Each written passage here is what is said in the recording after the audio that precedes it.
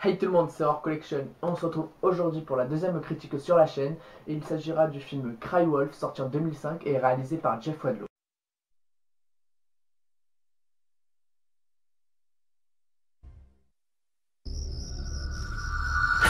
Chut!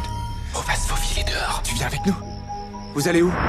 C'est une tradition à Westlake. De faire quoi? De jouer à ce jeu. Et comment on fait? C'est un jeu de mensonges.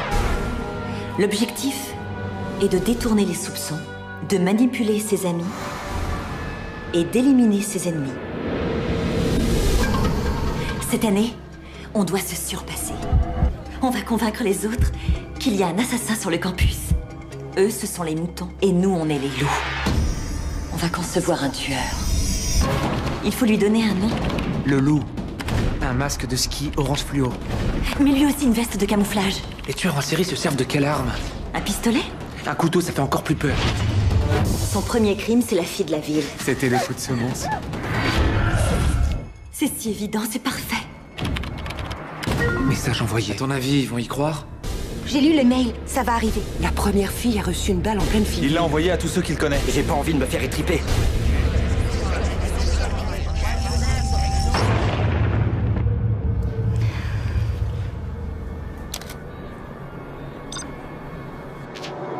Mercedes, il y a quelqu'un derrière toi! Vous avez entendu parler de cette fille qui a disparu? Méfie-toi de tes désirs. Je crois que c'est pas une blague. T'es bien le seul à le penser, mon vieux. Il a pu inventer toute cette histoire! On dirait qu'il y a quelqu'un.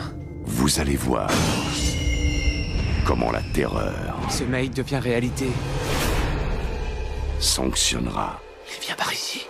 le jeu qu'ils ont inventé. Mais où est Randall?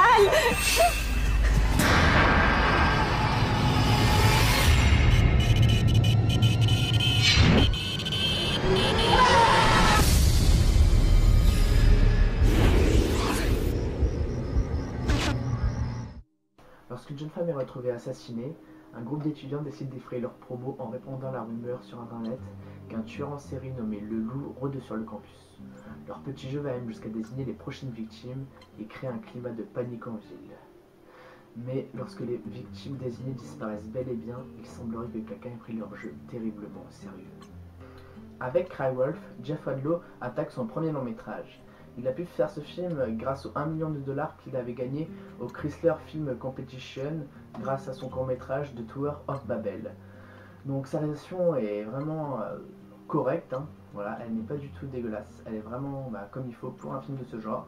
On peut voir qu'au début du film, l'image elle est très bien travaillée et malheureusement elle sera négligée par la suite, ce qui est vraiment dommage car franchement les images et la couleur nous saisissent au début en fait, voilà c'est ça. Et donc malheureusement par la suite il ne réalisera que 2 autres films, Never Back Down et Kick-Ass 2.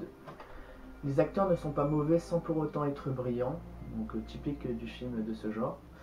Donc on retrouve Julianne Moore dans le rôle de Wayne Matthews. Donc plus tard il jouera dans la série 24 heures chrono, Once Upon a Time ou encore Pretty Little Liars. On a aussi Lindy Boots qui avait déjà joué dans L'Armée des Morts, American Psycho 2 et Des Tours Mortels. On retrouve aussi Jared Padalecki qui jouera la même année dans La Maison de Cire et plus tard dans le remake de Vendredi 13. Et à noter aussi la présence du chanteur John Bon Jovi dans le rôle d'un professeur.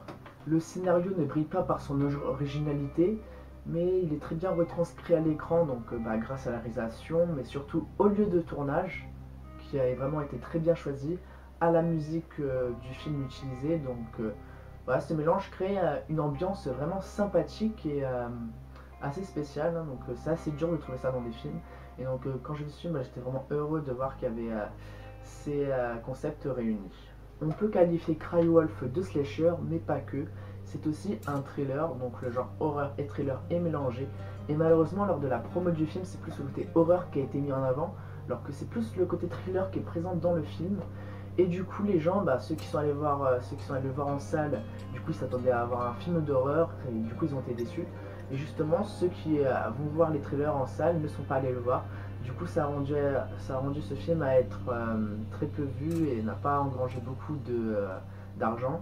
Donc du coup, ce film est un peu méconnu, surtout en France. Donc c'est vraiment dommage, car cela reste un bon divertissement. Donc pour ma part, quand j'ai acheté ce film, je m'attendais vraiment pas à grand chose. Je m'attendais plus à ce que ce soit un film d'horreur, et finalement j'ai été agréablement surpris que ce soit aussi un thriller.